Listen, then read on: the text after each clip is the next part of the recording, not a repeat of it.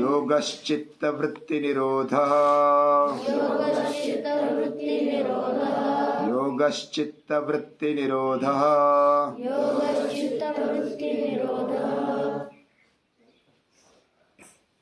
योग दर्शन के बारे में हमने कुछ समझना शुरू किया। महर्षि पतंजलि को सप्रेम हृदय के साथ नमस्कार करते हैं और हम हर रोज करते हैं। योग के पहले उनका चरित्र इतना मालूम नहीं। हमारे ऋषि ऐसे होते हैं कि उनके कार्य से हम उनको जानते हैं। उनके जीवन में क्या हुआ, कैसे हुआ, इसके बारे में इतना नहीं जानते। ऋषि का कुल या अपने काम से जाना जाता है। और ऐसे ही महर्षि पतंजलि है। उन्होंने अपने जीवन में 3 बातों पर ज्यादा जोर दिया है। वह है शरीर अच्छा होना चाहिए, सुदृढ़ होना चाहिए, निरोगी रहना चाहिए। उसके लिए वैदिक शास्त्र का निर्माण किया। चरक संहिता, ये बड़ा ग्रंथ उन्होंने रचा है। दूसरा, हमारी वाणी अच्छी होनी चाहिए, शुद्ध और पवित्र होनी चाहिए। हम जैसा बोलते हैं, व्यवहार करते हैं, उसके ही हिसाब से हमारा चरित्र बनता है, स्वभाव बनता है। और इसके लिए व्याकरण शास्त्र का निर्माण किया और महाभाष्य लिख करके व्याकरण शास्त्र लिखा। हालांकि पहले वैदिक शास्त्र नहीं था, ऐसा नहीं है। पहले व्याकरण शास्त्र नहीं था, ऐसा भी नहीं है। फिर भी हर एक समय में कोई भी काल हो, उसमें उसका मंथन होना, उसका अभ्यास होना जरूरी होता है। हर 8-10 साल में, 2-5 साल में शब्द बदल जाते हैं, उसके अर्थ बदल जाते हैं। यानी कि एक ऐसी रूढ़ी पड़ जाती है अलग अलग शब्दों के बारे में। 10 साल पहले जो भी शब्द उपयोग में लाते थे वो अब कम लाते हैं, दूसरे नए शब्द आते हैं, मिक्स भाषा हो जाती है। ऐसा भी बहुत बार होता है।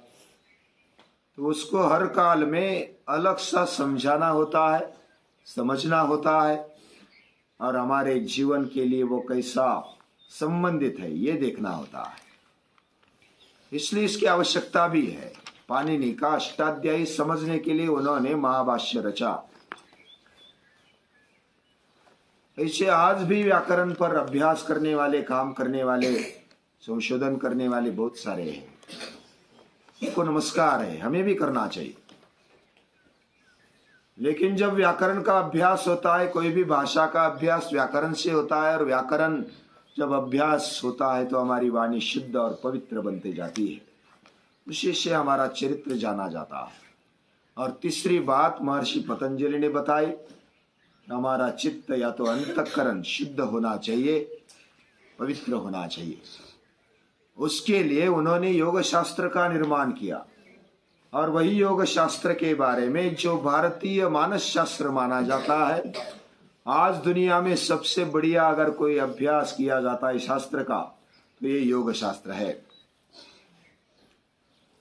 योग शास्त्र ये हमारे जीवन के लिए है, मानवीय जीवन के लिए। वो स्त्री हो या पुरुष हो, छोटा हो या बड़ा हो, गरीब हो या श्रीमंत हो, सभी के लिए जात पात छोड़कर, भेदा भेद छोड़कर ये योग शास्त्र का अभ्यास करना चाहिए। वो सभी के लिए योग्य है, आदर्श बनने के लिए, ऊंचा चरित्र बनने के लिए बहुत बढ़िया है, हमारी पात्रता बढ़ाता है। ऐसा योग शास्त्र का अभ्यास हम कर रहे हैं। और अथ योगानुशासनम, ये पहला सूत्र हमने देखा। अथ यानी आरंभ किया जाता है। और जब किसी बात का आरंभ किया जाता है उसके लिए शब्द होता है अथ। और अंत जब किया जाता है तो उसके लिए शब्द होता है इति। अथ और इति, अथ ये मांगल्य रूप है, मांगल्य रूप शब्द है। और उसके कारण मंगलता प्रकट होती है और इति वैसे खराब लगता है। अभी समाप्त हो गया, लेकिन उसमें भी मांगल्य है। जैसे जन्म में मांगल्य है वैसे मृत्यु में भी मांगल्य है, ऐसी हमारी संस्कृति मानती है, जानती है। अर्थ में जब हमारी जीवन की शुरुआत होती है तो उसको मंगलमय माना जाता है, क्योंकि भगवान हमारे साथ है। यह अनुभूति इसी जन्म में होने के लिए हमारी पात्रता बन जाती है, हम पात्र होते हैं। ये बहुत बड़ी बात है। और उसके साथ जुड़ना ये योग है, वो हमारे में रहता है। सर्वस्व चाहम हृदय सन्निविष्ट, हर एक के हृदय में रहता है। और इसलिए खुद को जानना, खुद को पहचानना, ये योग है। योग समाधि का नाम है, योग जुड़ने का नाम है। युज मूल धातु है और युज टू ज्वाइन, जुड़ना, ये उसका मूल अर्थ है। अनुशासनम, अनु यानी बार बार जब उसको रिपीट किया जाता है तो अनु ये उपसर्ग आ जाता है। और शासन, शासन यानी सत्ता जो भी चल रही है उसको शासन माना जाता है। पहले से जो शासन चला आ रहा है भगवान का, जैसे हमने देखा इमं विवस्वते योगम, पहले से ही ये योग है, भगवान का शासन है। कुछ नियम है दुनिया में, उस नियम के अनुसार ये दुनिया चलती है।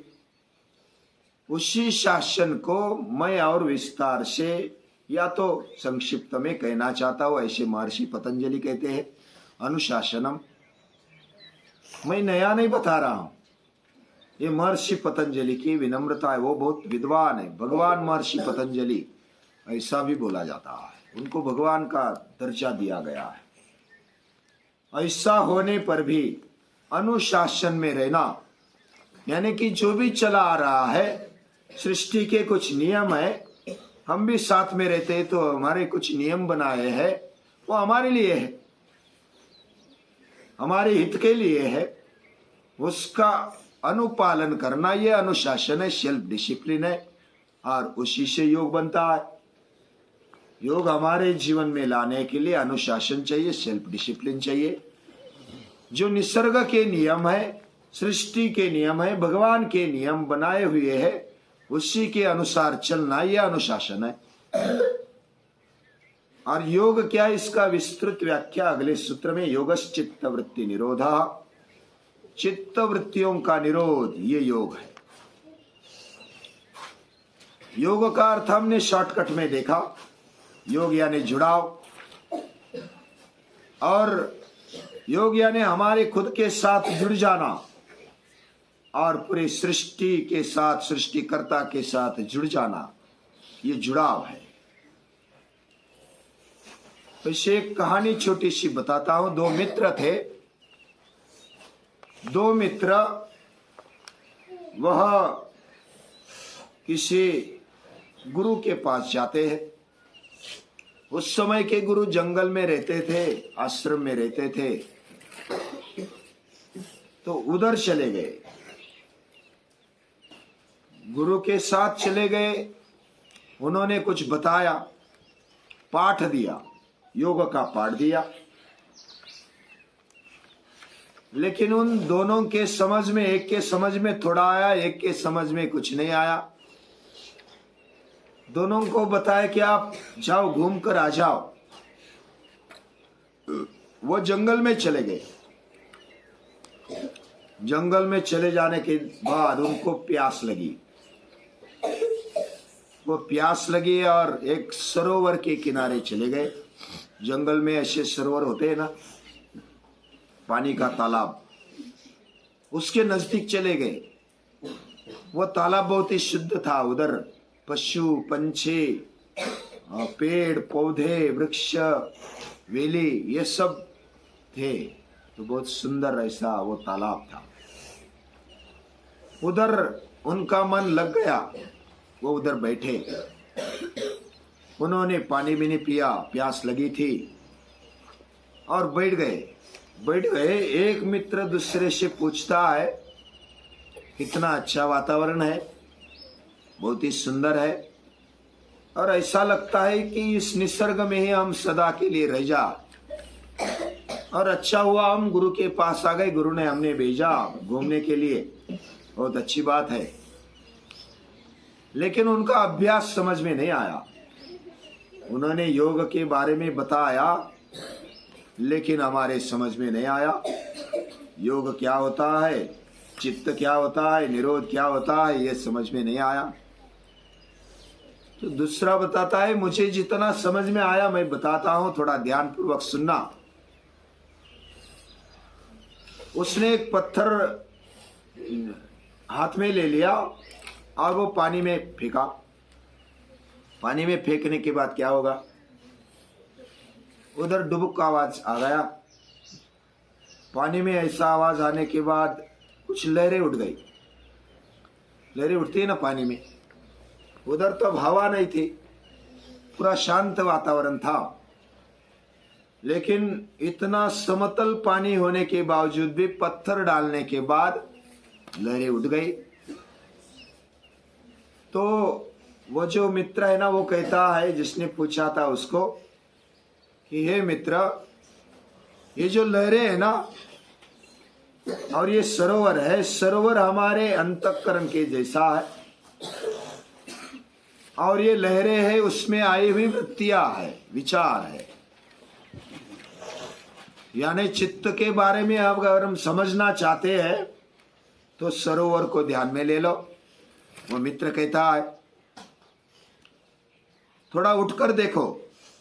तालाब में नीचे देखा तो वो लहरों के कारण दिखाई नहीं देता था, क्योंकि लहरें हिलती है तो नीचे का भी हिलता है ना। आपने देखा है कभी तालाब में ऊपर अगर लहरें आती है तो नीचे भी उसका जो नीचे का भाग है ना वो हिलता है। वो अच्छी तरह से समझ में नहीं आता है, दिखाई नहीं देता है।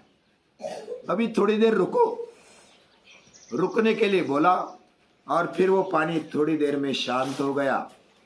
शांत होने के बाद वो नीचे का जो तल था ना वो सही तरीके से दिखाई देने लगा। वो बोला कि ये जो नीचे है ना इसमें क्या क्या है। वो बोला कि थोड़ा कीचड़ दिखाई देता है, थोड़ी वनस्पतियां दिखाई देती है और नीचे कुछ मछलियां भी है।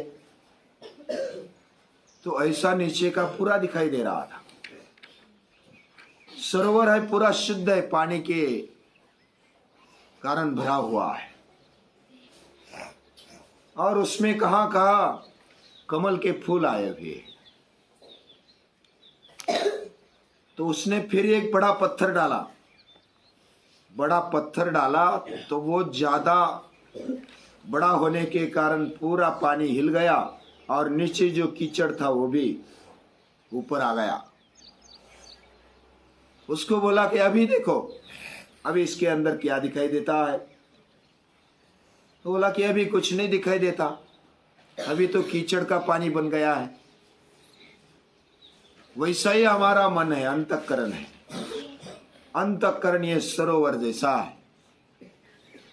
सरोवर ये चित्त जैसा है, उसमें जो उठते हैं ना वो लहरें, वो विचार है, कल्पनाएं हैं, भावनाएं हैं।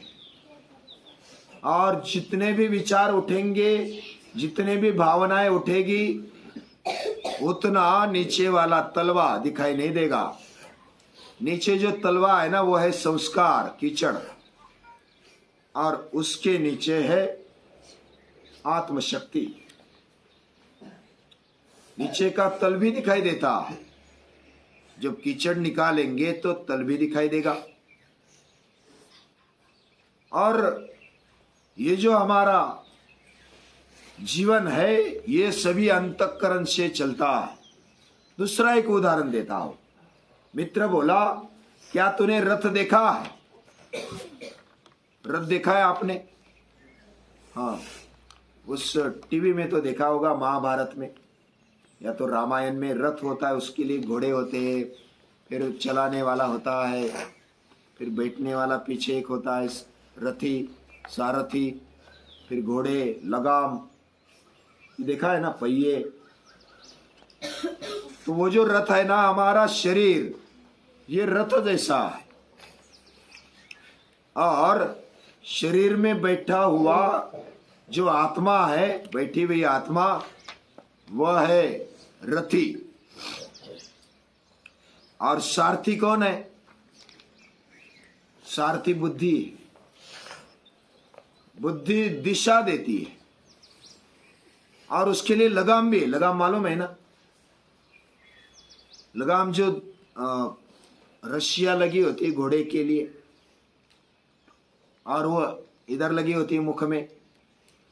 घोड़े को अगर मोड़ना है, किसी की रथ को मोड़ना है, तो वो खींचा जाता है, उसको दिशा दी जाती है, वो घोड़े को लगे होते हैं। और घोड़े है हमारे इंद्रिय, शरीर के इंद्रिय, पंच ज्ञानेन्द्रिय, पंच कर्मेंद्रिय, ये घोड़े है। और उसको जो लगाम है वो है मन, उसका जो सारथी वो है बुद्धि, और उसका जो रथी है वो है आत्मा। ऐसा हमारा जीवन रथ शरीर चलता है। शरीर है रथ। तो मित्र बोलता है कि अच्छा समझाया तूने। जब हम पानी में पत्थर डाला बड़ा तो कीचड़ उड़ गया। कीचड़ यानी हमारे संस्कार, कुसंस्कार है, सुसंस्कार है, वो उड़ जाते हैं और हमारा मन कलुषित हो जाता है। तो हमारे लिए तलवा दिखाई नहीं देता। वो कीचड़ के कारण, वो लहरों के कारण हमें अंदर क्या है वो समझ में नहीं आता है। हमारे मन में क्या चल रहा है, मन कैसा है, वो समझ में नहीं आता है। तो मन को समझने के लिए स्थिर बैठना, एकांत में बैठना जरूरी होता है। हमारे लिए क्या हम अगर लहरें उठ गई तो उसको क्या मार मार कर उसको शांत कर सकते हैं? कर सकते? नहीं कर सकते। उसके लिए स्थिर हो जाओ। स्थिर होने के बाद अपने आप तुरंत वो कीचड़ नीचे जाता जाएगा, वो लहरें कम होती जाएगी। जैसे हम जग जाते हैं तो हमारे स्मृति में आ जाता है कि मैं कौन हूँ, पाठशाला में हूँ, मेरा नाम ऐसा ऐसा है, मैं श्लोक हूँ, मेरा गांव ऐसा है, मेरे भाई है, बहन है, कुटुंब है, ये सभी याद आ जाता है। और ये जो याद आना है ये स्मृति और बुद्धि का काम है। और हम अपना व्यवहार करते हैं। जब नींद में थे तो हमें कुछ याद नहीं था, मैं कौन हूं, क्या हूं, किधर हूं, ये कुछ याद नहीं था। ये कुछ याद न होना, फिर भी हम थे। हम नहीं थे क्या नींद में? हम थे, लेकिन फिर भी कुछ याद नहीं था। हम आराम से सो गए थे, सुख से सो गए थे। लेकिन जाग आते ही उसमें जो अहंकार आ गया ना, अहंकार, बुद्धि, मन, ये जग जाता है। और अहंकार के कारण चित्त वृत्तियां कलुषित हो जाती है। मेरा नाम ऐसा ऐसा है, मैं काला हूँ, गोरा हूँ, मेरा ड्रेस ऐसा है, मेरे मित्र ऐसे, मेरे कुटुंबी ऐसे है, ये सभी याद आ जाता है। ये याद आना एक वृत्ति है। ऐसी वृत्तियां अहंकार के कारण उठती है। जब अहंकार शून्य हो जाता है, जब अहंकार गाढ़ निद्रा में चला जाता है, तो मूल मन, मूल चित्त हमारे ध्यान में आने लगता है। मूल चित्त है आत्मशक्ति का रूप। और उसका निरोध कैसा कर सकते हैं? निरुद्ध करना यानी कि उसको रोकना। रोकना मतलब चित्त वृत्तियों को रोकना। रोकने का मतलब ऐसा नहीं कि उसके मार मार कर रोका जाए। उसके लिए स्थिर होना, शांत होना, निर्भय होना, ये बात आवश्यक है। और इसके लिए अभ्यास की आवश्यकता है। आगे और देखेंगे क्या क्या है। कुछ समझ में आता है तो अच्छी बात है, नहीं आता है तो पूछने के लिए तैयार रहना चाहिए। महर्षि पतंजलि बहुत ही अच्छी तरीके से हमारे जीवन को, मन को, शरीर को, इंद्रियों को समझाते हैं। और ये जब हम समझेंगे ना तो हमारा पूरा जीवन अच्छा हो जाएगा। तो ये समझने का प्रयास हम करेंगे। महर्षि पतंजलि को फिर से याद करते हैं और उनको नमन करते हैं।